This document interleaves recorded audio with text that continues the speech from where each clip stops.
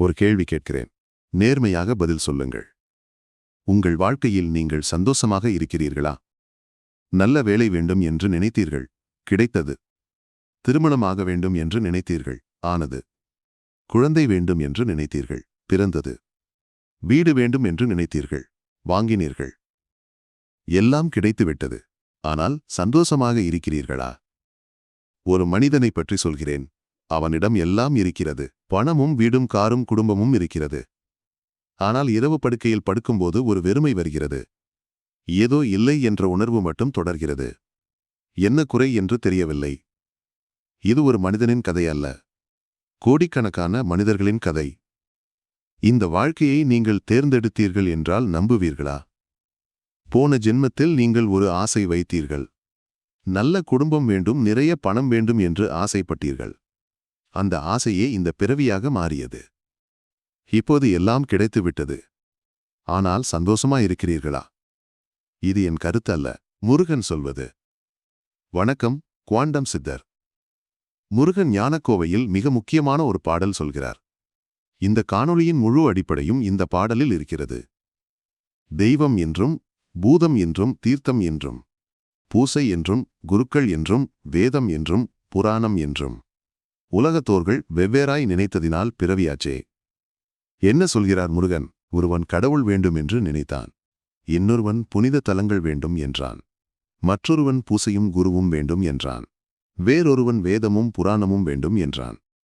ஒவ்வொருவரும் வெவ்வேறாக நினைத்தார்கள். அந்த நினைப்பே பிறவியாக மாறியது. இதில் ஒரு ஆச்சரியம் இருக்கிறது. முருகன் மோசமான ஆசைகளைப் பற்றி பேசவில்லை. கடவுள் வேண்டும், வேதம் வேண்டும் என்ற நல்ல ஆசைகளைப் பற்றி பேசுகிறார். ஆசை நல்லது மோசமானது என்ற வேறுபாடு இல்லை. ஆசை இருக்கிறது என்பதே பிரச்சனை. கடவுள் மேல் ஆசையானாலும் சரி, பணம் மேல் ஆசையானாலும் சரி, பிறவி வரும். அறிவியல் இதை வேறு விதமாகச் சொல்கிறது.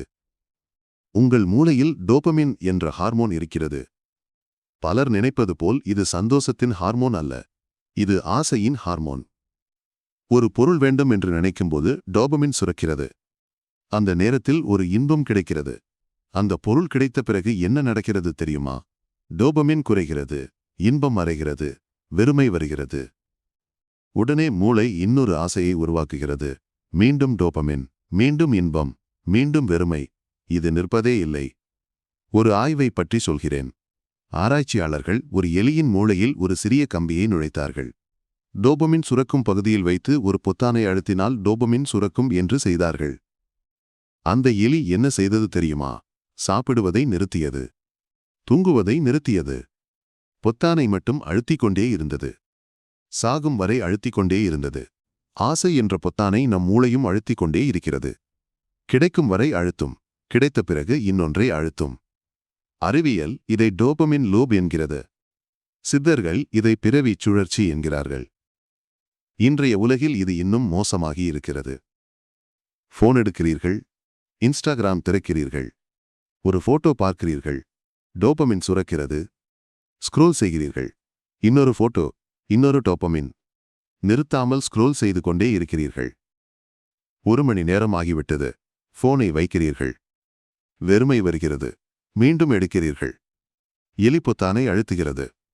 நீங்கள் ஸ்கிரீனை ஸ்க்ரோல் செய்கிறீர்கள். என்ன வித்தியாசம்?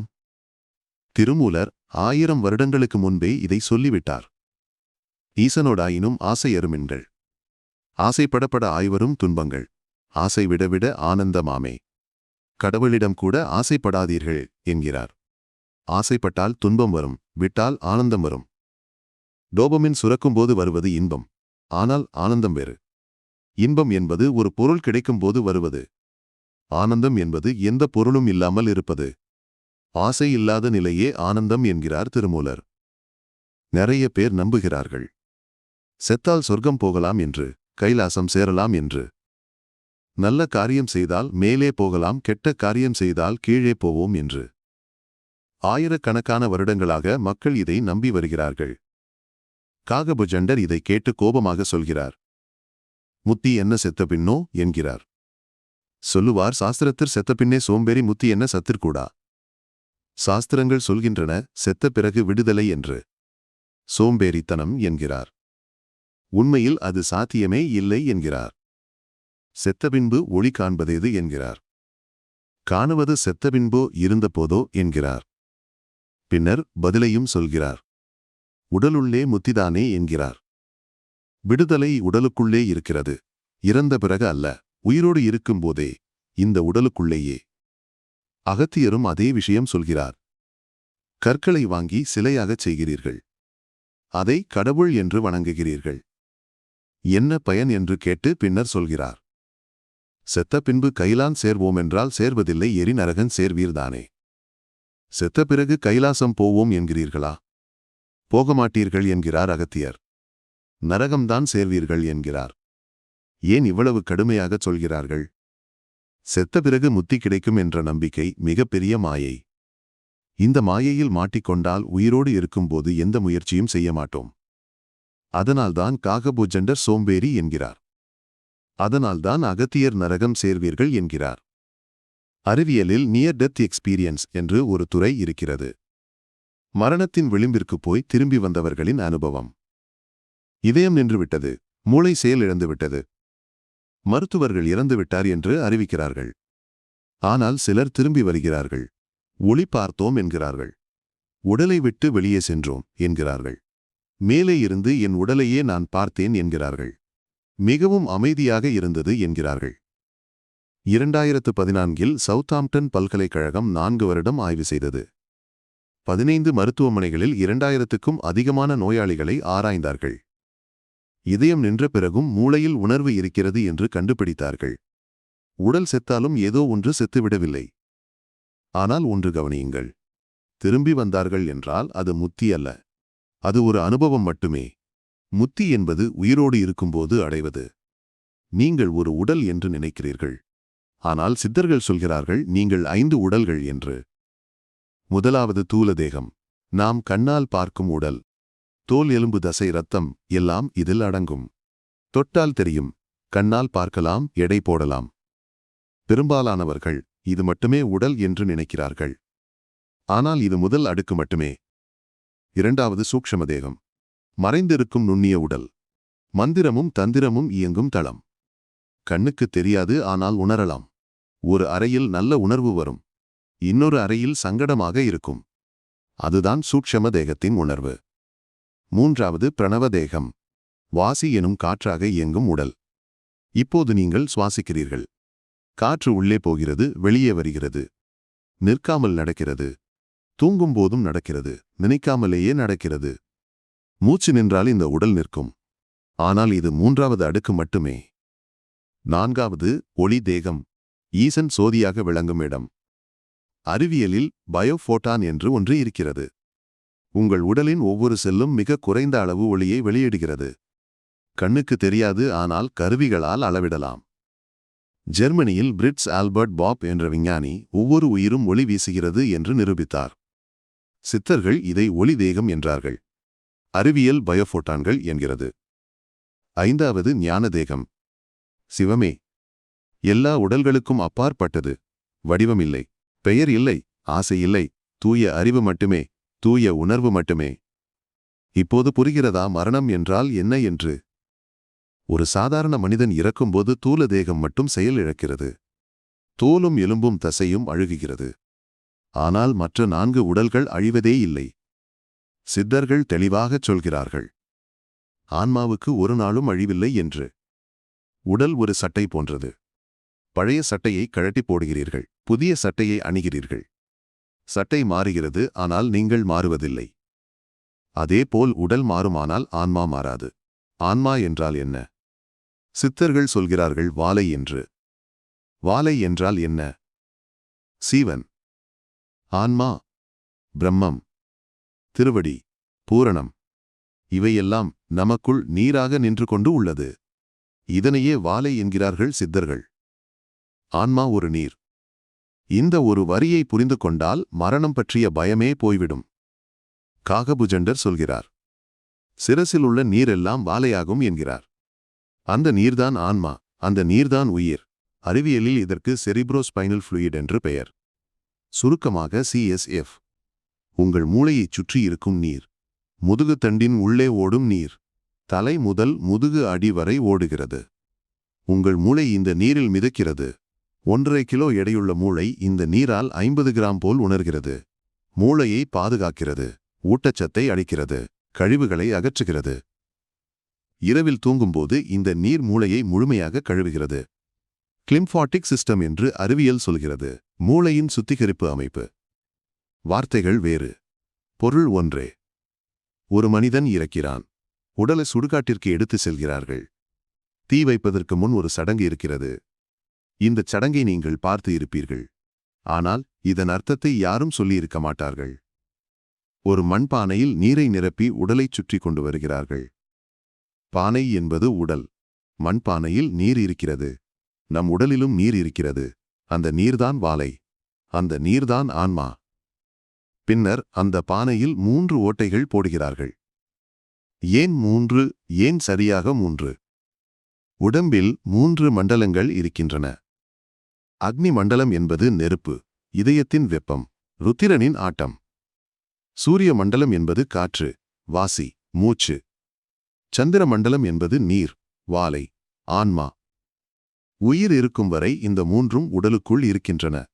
நெருப்பு இருக்கிறது, காற்று ஓடுகிறது, நீர் நிலைக்கிறது. உயிர் போனால் நெருப்பு அணைகிறது, காற்று நிற்கிறது, நீர் வெளியேறுகிறது.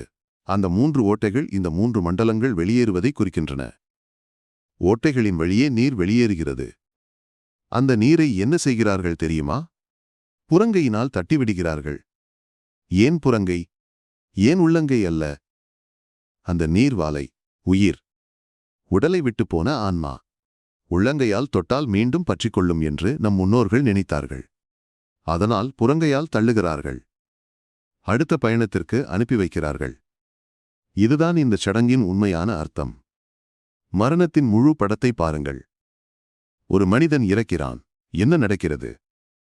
முதலில் நெருப்பு போகிறது. இதயத்தின் வெப்பம் நிற்கிறது. ருத்திர நாட்டம் நின்றுவிட்டது. அடுத்து காற்று நிற்கிறது. மூச்சு நின்றுவிட்டது. பிரணவதேகம் நின்றுவிட்டது. கடைசியாக நீர் வெளியேறுகிறது. வாலை உடலை விட்டு போகிறது. இறந்த உடல் குளிர்ந்து போகிறது, ஏனென்றால் நெருப்பு இல்லை. உலர்ந்து போகிறது, ஏனென்றால் நீர் இல்லை. அசைவது இல்லை, ஏனென்றால் காற்று இல்லை. உயிர் இருக்கும்போது சூடும் ஈரமும் அசைவும் இருக்கும். உயிர் போனால் குளிர்ச்சியும் வறட்சியும் அசைவின்மையும் வரும். போகர் ஒரு அதிர்ச்சியான விஷயம் சொல்கிறார். தடித்ததோர் சாவும் பொய்யாகி போமே என்கிறார். ஏன்? சாவது தூல தேகம் மட்டுமே, வெளிப்புற உடல் மட்டுமே. உள்ளே இருக்கும் 4 உடல்கள் சாவதில்லை. சூட்சமமும் பிரணவமும் ஒளியும் ஞானமும் போகின்றன.